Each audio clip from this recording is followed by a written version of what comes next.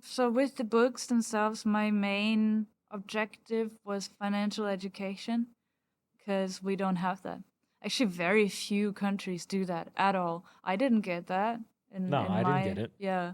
So they always say, "Oh, the German education system is so great," and yeah, of course they do. They do good things, but we are also stuck in the past quite badly. So, and we didn't get financial education at all, which should be like on the top of your of your priorities.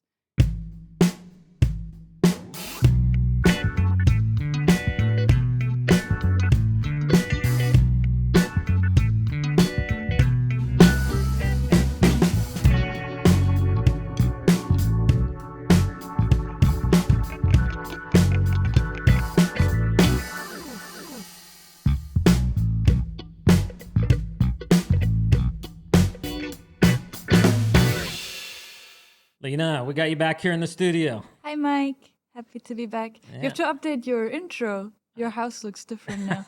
Yeah, I don't want people to know what it looks like though. Oh. Then they can Oh. find me. That's my wife said. She's like, "Oh my gosh, we're gonna have people showing up on our doorstep." I'm like, "No, it doesn't look like that anymore." So, Great. how many? Is this the third time we've recorded together? Is the third time, yes. Okay. Have we recorded in this studio? No, I have recorded with Efrat here. You Okay, let her use it. yeah. But we No. haven't recorded here. No, Okay. I recorded once with you the first time I visited, Yeah, and then once another time but we were in in the the old old one, studio. Yeah. and then today here. Okay. Nice. Yeah, no, I love that we have Bitcoiners coming through and using the studio, and it's. I mean, I understand why they want to use it. Oh yeah, no, it came out fabulous. Yeah, it's bigger than my home. Paco and Andy did a great job with the place. People, when they come in, they're like, "Oh my gosh!" My wife said, "She's like, I don't know if you're good enough to have a studio this nice." I was like, "Oh, thank you." She's like, "You have to be like Joe Rogan level." So, well, I'm excited to delve into the nitty gritty of what's happening here in El Salvador on the ground, and we've talked in a few of the other podcasts, but with you being like living here, I want to get your opinion on what is happening in El Salvador as far as, is it still Bitcoin country? Because I keep hearing from people that they're disillusioned, they're upset about the IMF deal, and they're questioning like if Bitcoin is even being used in El Salvador anymore. And I'm like, where I'm at, it's used more than ever. The tools have gotten better. Like, I see more and more companies moving here, more and more Bitcoiners. But I know there are some people that feel that it's lost its magic in some way, and so we'll kind of delve into that and the misconceptions that have kind of come with the IMF deal.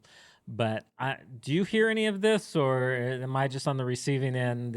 Because of the Bitcoin Beach project and that sort of thing. What's your take? I think probably all of us who are in Bitcoin, who are in El Salvador, heard this for a while, because we're Bitcoiners in El Salvador, right? So yeah, I did hear some of it. I heard a lot of El Salvador changed its Bitcoin law, so it caved to outside forces.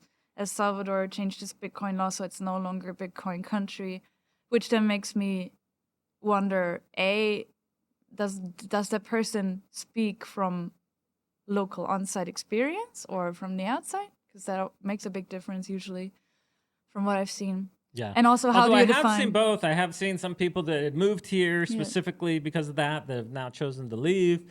I don't know if just their expectations were not connected to reality, and so they were always kind of destined to be disappointed. We're in a transition period in the world of moving from the dollar being dominant to the eventual Bitcoin standard, and so that's going to be something that plays out probably over decades. And so if people expect it to like be instantaneous, they're going to be disappointed. That was never gonna happen. Yeah. But I think it depends really on. Well, you can say if you say Bitcoin country is, and I mentioned this to you earlier, right? If you say Bitcoin country is defined as a country in which, by law, the government is forced to accept Bitcoin, then of course today no longer you would say El Salvador is Bitcoin country because the law was changed, right? I would posit that's a bit of an odd definition, especially for Bitcoiners who historically preferred free currency choice Yeah. and also tend to not generally care so much what governments say or do. But I did see that a lot.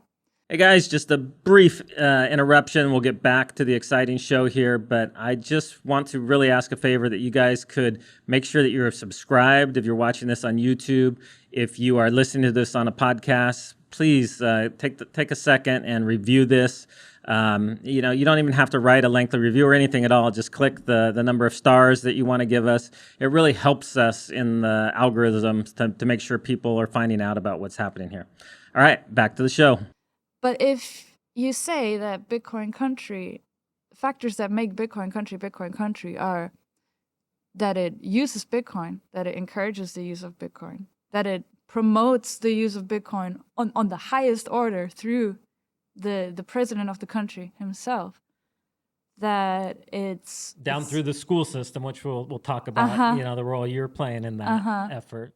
Yeah, that its vendors are able but not forced to accept Bitcoin. And maybe also, and also that people are invited to come here. Bitcoiners are invited to come here and build their lives, their existence, their businesses under favorable conditions, much more favorable in many other countries. But also, maybe most importantly, that it's a place that leads by example. The first mover that now has its first follower, which is no other than the US, which is a huge deal.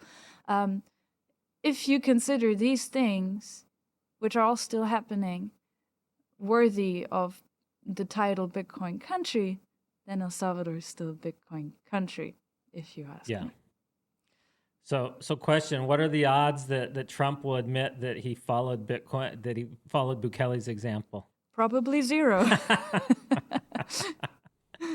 But they have a good relationship, and that's as good as it's gonna get. I mean, what more can you ask for? No, I mean, it's a huge advantage to now having the U.S. be pro-Bitcoin than before. I feel like they were putting pressure on El Salvador, especially behind the scenes. They were, kind of had this threat hanging over them with getting kicked out of the SWIFT system and the bank and all these things that the government doesn't directly control in the U.S., but in actuality controls. And so I think we've kind of passed that threat where now, and I think it's been like a little bit of a whiplash for even the people at the embassy here from the U.S. Embassy, because before they had administration was very anti-Bitcoin, and now they're serving a president who's very pro-Bitcoin. And so I think even they don't know how to handle that type of change.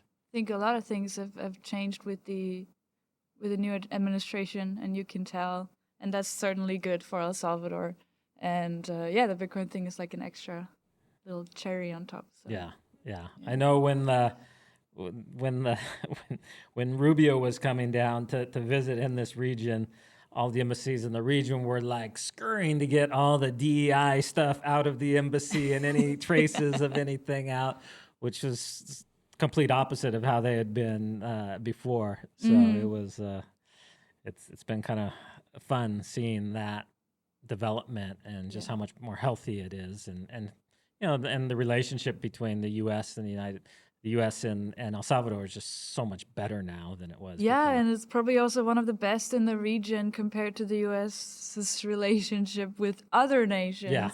And that's something that I find quite interesting. It shows we have a lot of quarrels going on right now, geopolitical quarrels, right? But if you want to see some good foreign policy, you see what they're doing. Yeah. Because they're going to meet in the White House in a couple of days, right? Yeah. And that all of that is the result of just a much more open and warm and positive starting point, which ultimately is going to be good for El Salvador, which benefits from a better relationship with the U.S., right? Yeah. Yeah. Obviously, Anyway. for El Salvador, there's just so many ties, and the relationships there run so deep. So if they have a good relationship, that's better for the Salvadoran people, and there's so many benefits that come from that.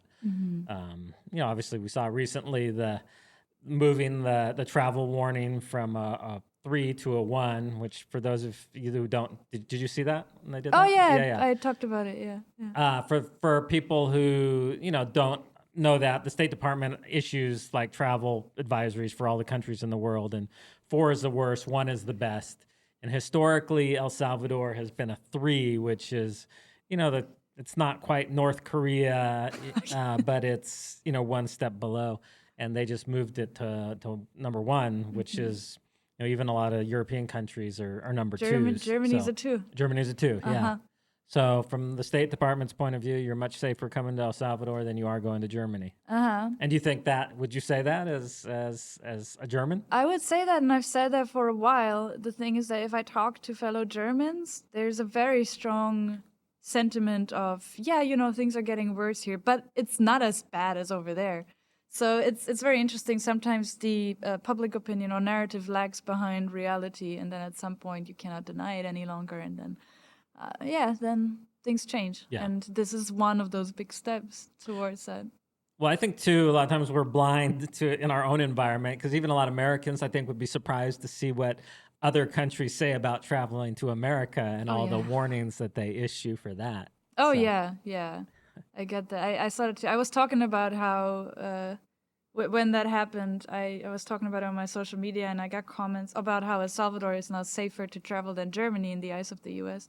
I got a lot of comments also from people from the U.S. who said, it's even safer than insert city in the U.S., which if you then asked the Germans, they'd be like, yeah, of course, because Germany is way safer than your U.S. city. So, there's perception and there's reality, and sometimes they overlap, sometimes they don't, but you cannot deny that anywhere you go in El Salvador, it is incredibly safe now. So. Yeah. What are some of the differences you've seen in the last year as far as development or things that are happening? And then going beyond that, now that you're operating your business out of El Salvador, what are you seeing in the business environment?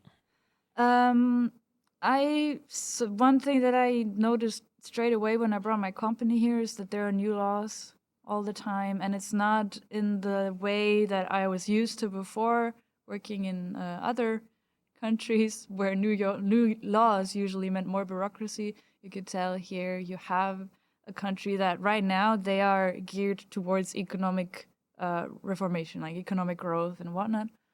Everything they do is to remove bureaucracy. So there would be new laws, and then our accountants, our consultants would come and say, you can do this thing now, which makes this easier. And I'd be like, why? Yeah, they just passed this law in February or whatever. And I love that. And that's one of the reasons why that's one of the factors I mentioned, right? What makes a Bitcoin country. It's very easy to get set up here, and you receive a lot of help, and the government makes it as easy as they can for you on certain levels. There's trouble on other levels, which has to be. There's always going to be some bureaucracy, and running a business involves paperwork and report, things that legal requirements. But, as somebody who has never worked a real job in my life, I've always had my own business. I definitely understand that. Like when somebody says there's a new law passed, you're not excited about it. You're like, oh crap, what are they going to make us do now?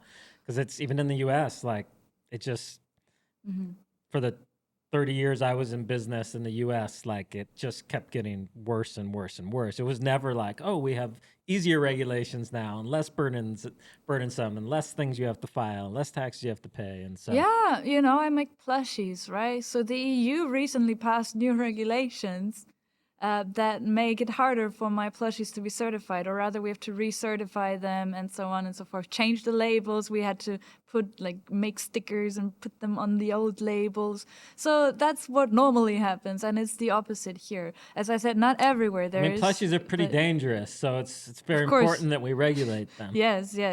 I'm sorry. Yeah, I brought one of them. I guess we should have started off by saying who I am. Yeah, saying who you are. I just assume most people know you, but there will be some people that are listening or watching this podcast for the first time. So Why don't you just give a little brief background about yourself and the company that you have? Yeah, no problem. I'm Lina, and I make plushies and Bitcoin comics, among other things. So I brought my the Little Hodler is my Bitcoin brand, basically. I brought him here when I moved here in 2023. And that's the Bukele edition there? That's the new Bukele edition, Okay. which has magnets, so you can actually swap out the Bitcoin Oop. he's hodling for.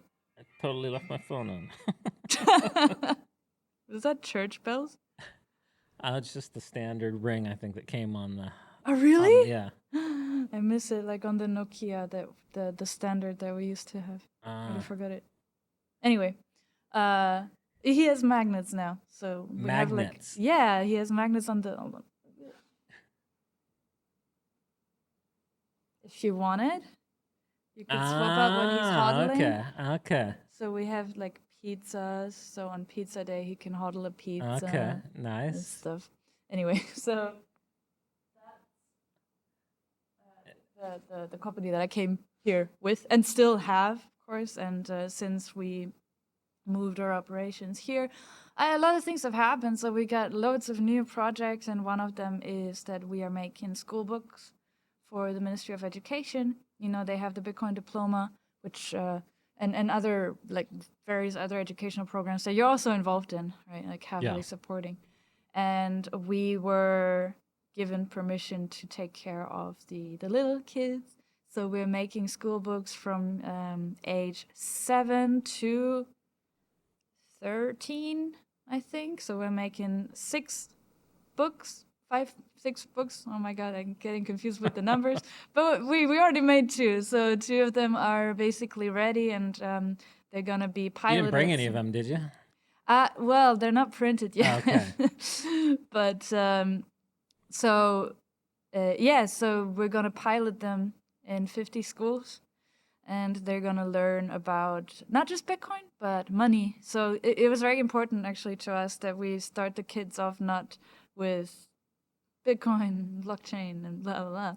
Actually, we are spending the first couple of years talking about things like what is value? What are my needs? What are my wants? What is a budget? Why should I spend less than I earn? Where does money come from? Bartering and commodities and paper money, which comes from China, for example. So we're doing a lot of that. It's very colorful, and so we got that project after we came here, which is one of many things that happened which always leads me to tell people, if you come to El Salvador, you have room for growth, you have room for opportunities, you just have to take them. It's like a country for doers, I think, because you are early to a lot of things. El Salvador is developing very fast. Things are moving forward very quickly. And you can, I hear some people say like, oh, but this is missing and that is missing and I don't have this and I don't have that. But the other side of the coin is you can say, oh, I can do this and I can do that. I can take this opportunity and have that. Well, like Bukele likes to say a lot of times, oh, you mean you can just do things? Yeah. Like, Exactly. I love that. Yes. Because we live in a world now where everybody feels like, oh, you need permission, you need to jump through all these hoops before you do stuff. Where here I feel like, yes, there's regulations, yes, there's rules, but you can just go do it. And then if you need to adjust in order to comply with the things, you adjust as you go along. Instead of in the EU or the US, you feel like, oh, I need to get all these permissions, all these things beforehand, or I'm going to get these big fines and I'm going to get thrown in jail. And it's I don't know. It seems to be the disease of the empire and of any big empire. I think at some point you get complacent and you become very good at regulating daily life. You become very bad at actually growing, and actually handling crises, for example, which we saw when they had the flood in Spain, where you have little regulations for everything. But then there was a flood, and the authorities were helpless. They didn't know how to handle it anymore. So in El Salvador, you can do things, and you need to do things. So if you don't do anything, of course you'll be left behind. Yeah. But if you do things, you can do just about anything, and that's also part of the reason why not part of the reason, but it's the Bitcoin law itself was also a part of that sentiment. And again, it's one of the factors that makes it work so well as Bitcoin country. But yeah, so as for changes that I've seen, visual changes are insane. I always say this every couple months. We went to Atunco the other day. They built a little village there, and a bunch of new cafes and restaurants Really? pop up. Yeah, I haven't been there recently. I yeah, gotta go you check should. it out. It looks different again. New hotel, in the downtown as well. We went for the first time in a couple weeks, and there was a bunch of new stuff there. And then we went again yesterday, and there was like a week or two in between the last time we went, and there was a new Wendy's on the corner. So it's just you can see visually the Yeah. country change. I couldn't believe I had not been downtown. I'm embarrassed to say this, but I had not been there until this last year. We went to one of I think it was the Kubo Plus graduation that they had at the National Palace. And I just have in my mind that downtown's a horrible place. You don't want to go. There was nothing really to go down there for before, unless you were trying to go to a little stall, a little shop, industrial area. But now it's amazing. I mean, it really is like, wow. Yeah, you can just do things. Yeah, which is shocking because I think too for me, because I've been here for 20 years, like nothing ever got done, and there was always excuses for why things couldn't get done. And so now when I see things like change like that, it's like, wow, like why did we waste the last 16 years? Why didn't it get done before? What Yeah. changed? Yeah. So it's been pretty remarkable, and we're seeing, a bunch of companies move in. We did a show a couple weeks ago with Wiz from Mempool, and yeah. they're moving from Japan, and so you're seeing people. It's not just people coming from the U.S. and Canada. You got people coming from all over the world that are Yes. moving here, and I'll be curious to see how. And I don't know if you've delved into this at all now with your company and how it impacts where your stuff is actually produced, but I know El Salvador has, a free trade agreement with the U.S. as part of the Central American Free Trade Agreement. It's between I think most of Central America and the U.S. I'm not sure which countries are included, but historically, like even here, it's cheaper to buy U.S. vehicles than Japanese vehicles or European vehicles because they can import them duty free. And it's been vice versa in the U.S. So I'm curious to see, as this tariff battle kind of plays out, what type of advantage it will be for companies that are located here in El Salvador. Have you started to think about that at all? I don't know how the tariff thing's going to affect your business or that. Yeah, I mean, I have, in terms of business stuff, I have very few touching points with the U.S. You don't ship a lot of units to the U.S.? Well, we offer shipping to the US. It's very expensive because we ship from Germany. Uh-huh. Yeah, I have several times considered. I'm still, dreaming of moving all the operations, the production and everything. It's still early days. There are things that have to be done. But definitely, like, if I could, I would 100%. Even just for the feeling. Like I like to see how things progress here, and I like to see how new opportunities are opened up. So there's a ways to go. It takes time for supply chains to move, and especially when you have something that works and to find new solutions. But I have a feeling that this kind of shakeup that we're seeing coming from the U.S. is probably going to have a positive impact, I think, on El Salvador overall. Because historically, El Salvador lost a lot of manufacturing jobs and other things to China, and so I'll be curious to see what type of impact that has as the U.S. kind of focuses more on things in Latin America. Yeah, I think El Salvador generally is doing quite well in the current situation. Now, I don't know what the U.S. is up to, right? But I would think that the U.S. is looking to bring manufacturing to the area, and they might look to nearshore a bunch of things. El Salvador is one of the best friends of the U.S. right now, so a lot of these things make a lot of sense. And also, the easy shipping to the U.S. from here. I mean, it's short, relatively short distance. Yeah, even that. And then even with respect to China.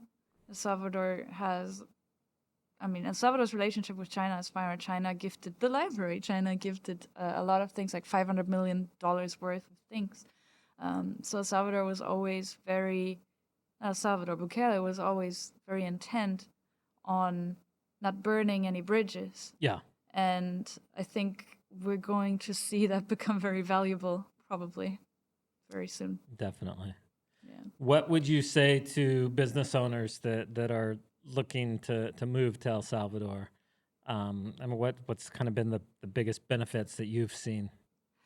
It depends on your business, I guess, right? As with everything. My biggest benefit has always been the tendency to skip bureaucracy. It makes a huge difference. A lot of things are easier here and getting easier. And because the country is looking to bring in investments, bring in business, bring in people who have ideas, they try to make it easier for you. So you will find, if you have to make an effort as everywhere, but you'll find ways to get set up very easily, I think, compared to other countries that I've done that, even just things like my residence. It's much easier here, much less hoops to jump through. And we were talking before. You've lived a number of different places. Yes. I know you're originally from Germany, but you've lived in a number of different places. So Yes. you've had a lot of experience, and most of them were fairly developed countries. It sounded like that you were living in, but you've seen it's much easier to get things done here than Yeah, I have like a stack most of places. residence cards. Yeah. No, and I am from the empire of bureaucracy, as you said. I come from Germany. So I've seen the worst, and Salvador is by far among the very best with regards to that. And El Salvador understands what businesses need. So even then, if you're a Bitcoiner, you want to go somewhere that maybe your capital gains aren't taxed, your Bitcoin gains aren't taxed, your Bitcoin transactions aren't taxable events, right? These are all things that are not. You should not take them for granted. Right now in Germany, there is discussion. I'm not sure if it's going to go through, but there is this looming threat of stricter regulation, also stricter Bitcoin capital gains tax regulation, which wouldn't be surprising if it happened because that's Germany. So in El Salvador, you don't have it, and you can sort of be sure that it's not going to happen. So do you have these assurances here that you just don't have elsewhere? And as I said, you have opportunity. You have like an open field. There's a lot of things that you can do. I think for a business owner, that's the dream. You probably wouldn't have had an opportunity to do educational Bitcoin books for the government of Germany, huh? I would still be writing emails to the secretary of the assistant of some authority in some subsection of some bureau. Yeah.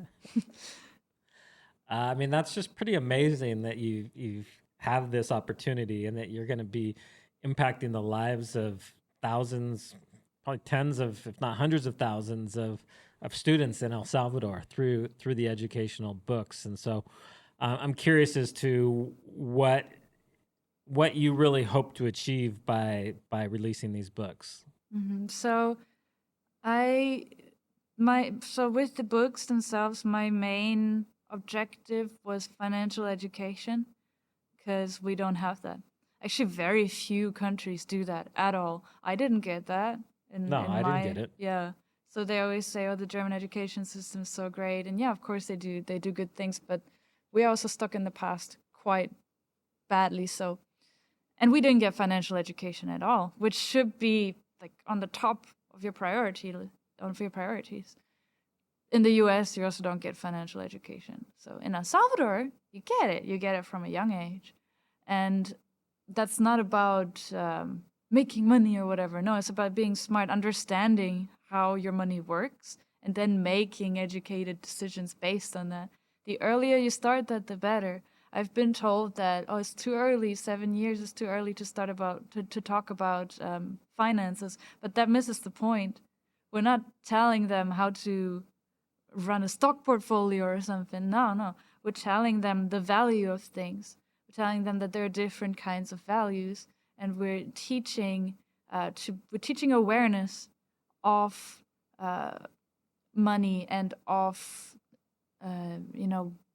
how the best way to use it and the best way to set yourself up. And I'm confident, and I would like to see that sort of settle into the minds of the kids, so that as they get older and they start earning money, they actually know how to use their Yeah. money, because it's very prevalent in the world today to have credit card debt, to have all kinds of debt, and it's actually normalized. It's actually basically Without people even encouraged. thinking about it or even really understanding how it happened. It's just the gravitational pull. Yeah, and the general opinion tends to be, because that's what happens when you normalize something, is oh, I have this and this much debt, but I'm not too bad because I know this other guy who has even more debt, and that's not the way. So we have objective problems with obviously inflation, and I'm preaching to the choir if I tell this to a Bitcoiner, that the younger generations can't afford houses and can't afford their rent sometimes. Yeah. But there is this other problem too, and that's financial literacy. And El Salvador will most likely be at the forefront here. So what age or grade level are you guys rolling out this program? And then is it a pilot at first, or are you guys rolling it out through a certain region, or what's Yeah. looking to happen with that? So we're doing grades 2 to 6. Okay. And then after 6, the Bitcoin diploma will take over. Okay. So So are they going to have something every year from 2 to 6? So Really? yes. So every Wow. grade has a new book, basically. That is amazing. So we take them through the journey, Yeah. basically, from the basics all the way to, well, we do obviously talk about Bitcoin and how is the money work in El Salvador and whatnot. But yeah, so we pilot the program at 50 schools.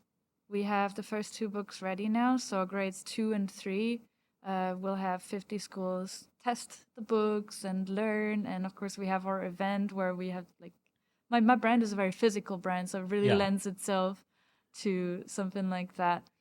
And yeah, then we go from there and we map it out. We roll it out, and the goal is, of course, to have it countrywide. Amazing. Yeah, and then they say El Salvador is no longer a Bitcoin country. What? Nope, it's only being taught in the public schools. And Yeah, show me one other country that does that. No, that's what I always tell people. You got to come down here and spend some time. And it's interesting though. Even with that, you could have 2 different people, and they have very different opinion, even experiencing the same thing. We had I don't know if you know who Trace Mayers is. He was like an OG person in the Bitcoin space. He was here this past week, and so I was just curious from his perspective, and he was like, oh my gosh, it's amazing that like there's nowhere else in the world where you see anything like this happening. But then you talk to somebody else, and they're like, oh no, but this place down there is not accepting Bitcoin, or you're like, yeah, but the place next door is, and where else in the world can you live on only Bitcoin if you want to? I think it's an interesting case study of human psychology, actually, and of how sometimes we're conditioned to find a hair in the soup and to find the negatives. And that's, I think, in big part, that is what happened with the IMF deal. Because also, as I said earlier, if you compare El Salvador now to El Salvador before the IMF deal, which is what people take issue with and why they start criticizing, and we're even like, oh no, do we have to find Bitcoin country elsewhere? Has this experiment failed? They start sounding like the legacy media. But if you look at El Salvador on the ground, actually nothing has changed. Actually, nothing has changed. It's gotten better. There's more places accepting Bitcoin. The tools to accept it are getting better. Like that's why I'm always a little flabbergasted. Like, yeah, I mean, if you expected it to be this utopia overnight, maybe for some people that's what they expected, and this IMF thing kind of pricked this like bubble expectation that they had. But we're seeing just steady progress on all fronts, not just Bitcoin, but including Bitcoin. Yeah, I believe that a lot of it is ideological. So as Bitcoiners, our main enemy is the IMF. The IMF is evil, and we categorically rule out ever even talking to the IMF. So Bitcoiners thought that when the Bitcoin law kicked off here, that, oh, Bukele is on our side. Like, he mocks the IMF as well, which he did, which he actually still does. Yeah. He just did it even after the deal. So when he took the deal, many Bitcoiners felt betrayed, I think. And that points to this psychological shift where you start feeling entitled, where you feel like you have a right to be upset about the president's policy, but the president is not the president of the Bitcoiners. And we have to keep this in mind. He is the president of El Salvador. So the policy that he decrees, the things that he does, and that he's always done, and we can see this in his entire career, he does for his people. And the same thing happened with the IMF deal. Yeah. But I find it somewhat... I find it interesting because as an example, the Bitcoin law before, when it was decreed, it made the use of Bitcoin mandatory. So it meant that any vendor, any cafe, any restaurant, any hotel, any stall here on the side of the road had to accept Bitcoin regardless of whether they wanted or not. That never became a scandal. Why?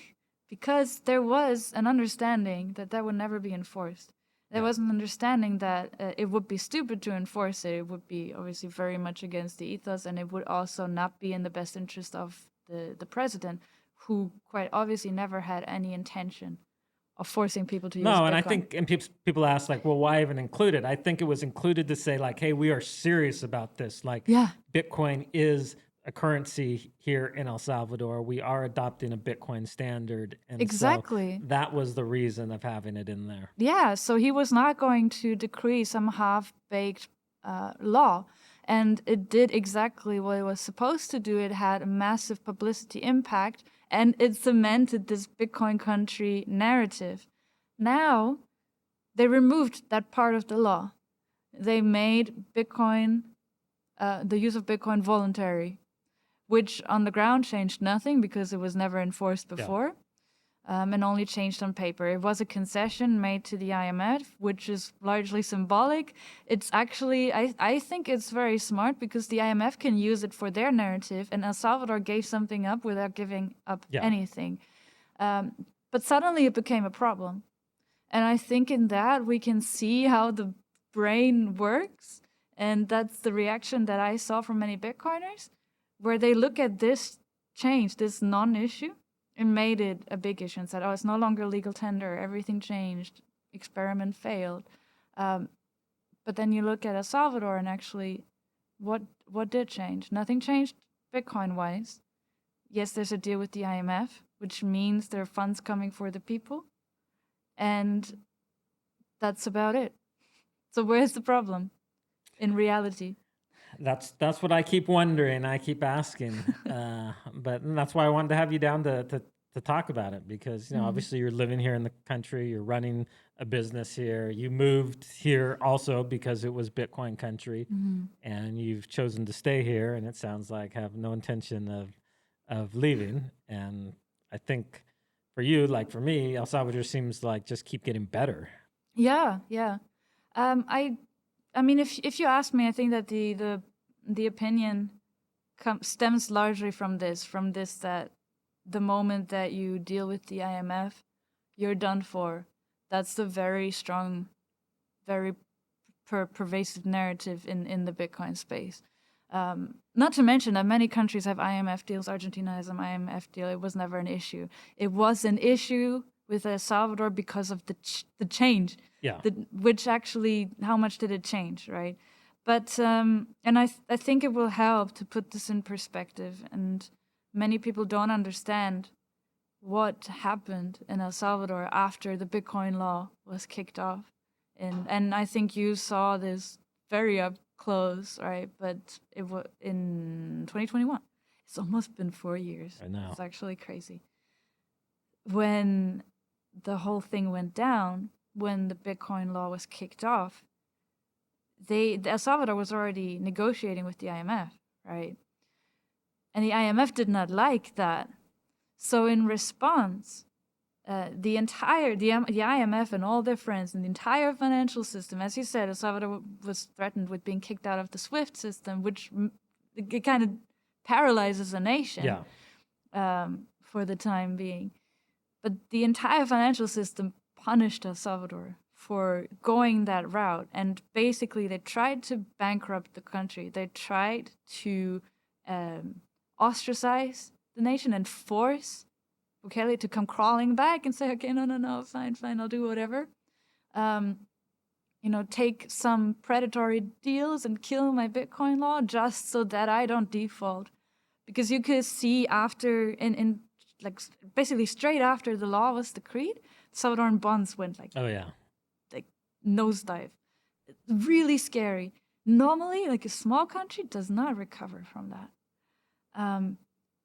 At that time, you would have thought, had El Salvador caved, and Bitcoin went into a bear market too. Yeah. Like they bought Bitcoin and then it crashed and then it was down for 2 years. That's why it was so impressive that they kept doubling down, because most people would have backed off and made an excuse and retreated and gone a different direction. But Bukele kept buying. He kept insisting that the country was not backing away from it. And I think that he had two choices at this point. One was, as you said, give in. And that would have put him in a very weak position because it would have put him at the mercy of the IMF. He would have been begging them for a deal. Yes, exactly. The other option was to double down. So the IMF at the time said, okay, if you want the deal, you have to kill the Bitcoin law. Otherwise, like every aspect of it, they wanted them to totally reverse everything. So now, and I think that's pretty clear if you follow, and I follow this a lot, but if you follow the work that he does, and if you follow his politics, and if you follow him, that he's not the kind of, he's kind of notorious for not taking orders, for not working for anybody, but the only people that he answers to are his people. Yeah. So when he had the choice, give in or double down. So IMF said, kill the Bitcoin law. And he said, I'm going to start buying one Bitcoin every day. So this entire struggle, this basically thread to El Salvador's economy, it was sort of missed by the Bitcoin space. All the Bitcoin space saw was, the president of El Salvador is memeing against the IMF, and that's really funny. That's so cool. Look, we were right. Nation state adoption. Wow, everything easy. It was not easy at all. They tried to. And they knew they were going to have to do a deal with them. I mean, they hired a former, I can't remember, he was a former head of the IMF. They brought him in to consult them as they waged this battle against the IMF to come to a deal. They knew that at some point they were going to have to structure something, but they wanted to do it on their terms when they were in the strongest position. And I think that's what a lot of Bitcoiners don't understand. They're like, well, why would, when we're in this bull market and the US is adopting Bitcoin, all these things are going well, why are you giving in then? He's like, no, then I finally have leverage. Now I have the ability to dictate terms, and the IMF has to conjure something that they can take away as a win. And so, and he knows that. He knows he's got to give them a little bit so that they can come away and say, oh, we got concessions from them. Yeah. And he gave them something that had very little practical impact on the country. Mm-hmm. I think that the best deals that you make them on the level playing field. So he leveled the playing field. So when people say, why did you take the deal now that everything's going so well for you? I think it's actually quite simple. So the IMF tried to crush El Salvador. I saw some tweets around the time that the deal happened that said, if El Salvador doesn't do now that they have the deal, the IMF got them, and if they don't do what the IMF wants, then the IMF will punish El Salvador. That already happened. They already tried, and they failed, and El Salvador came back stronger. So now the power dynamics have shifted massively, and I think that probably the IMF needs this deal more than El Salvador needs it. So El Salvador had to live and progress even, and actually wage a war on gangs in the meantime for years without that help. So they found their sources of income and their loans and their investments, everything found it elsewhere. I don't think they depend on the IMF. But for the IMF, it would be a terrible precedent if a small country adopts a currency that the IMF can't control and then actually thrives so much that they don't need to take the deal anymore. So the IMF went from kill the Bitcoin law or else to, okay, we can make a deal and you can keep your law, just make some changes, and then we still give you the money, just take the deal. Yeah. I thought it was so obvious, but many people didn't see that part. Well, I think the IMF too was in a hurry because they saw that, you know, if Trump was to win, then they would lose their leverage. And I don't think they even at that time knew how strong of a Bitcoin president like shift you would see in the US, but I think they kind of felt the winds changing, and so they wanted to do a deal. And so I think Bukele took advantage of that and Yeah. you know, got the deal. And the reality is El Salvador was in, you know, fairly dire financial straits. I mean, for decades they've been living beyond their means. You had presidents who have looted the country. You have all these things that have happened. And so, you know, Bukele inherited that mess, and he had to put together a package that gives them a pathway forward.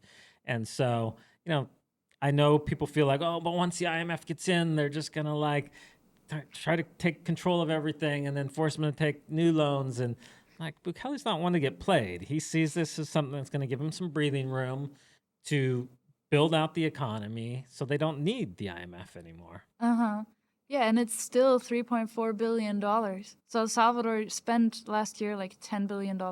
The money goes a long way. And why would you, at this point, when you have put together a deal, an agreement that you can that you can manage, where you're like, okay, I'm fine with this. It's not, I don't find it predatory, and I'm fine with the concessions. If you still reject it at that point, then you're making an ideological decision, not a rational one, and that wouldn't be smart as a head of state. So yeah. No, 100%. Well, we could talk about this all day, but people probably don't want to listen to us. So let's let people know what, other than the book, what you guys have going on at Little Hodler, what things you're excited about with the company, and where they can get their Bukele Little Hodler. Oh yeah, so I mean, I still have my online shop. It's thelittlehodler.com. I actually restocked it with the new.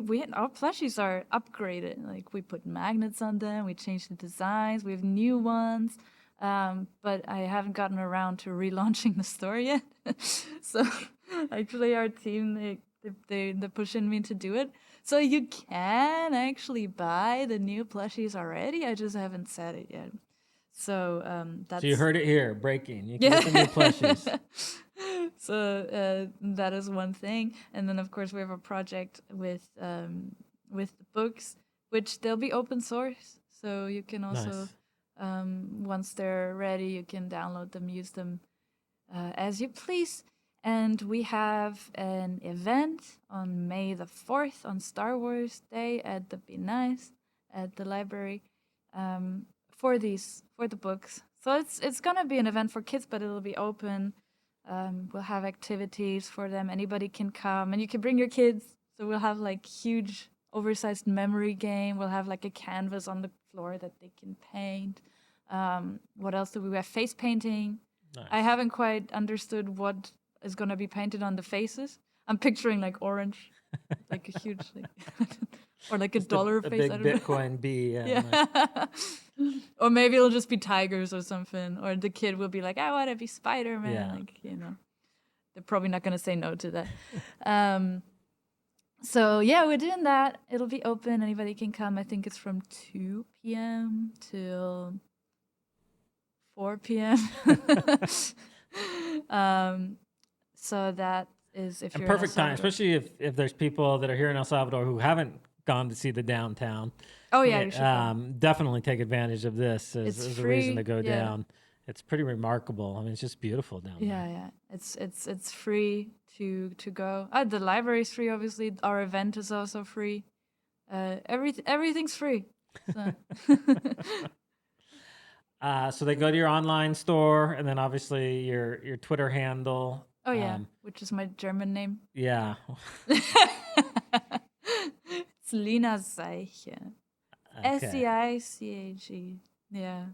Yeah. I still So have make that sure name. make sure you're following Lina, because then you just have to remember her last name once, and then you can Yeah. once you're following her, it just pop up automatically. Yeah.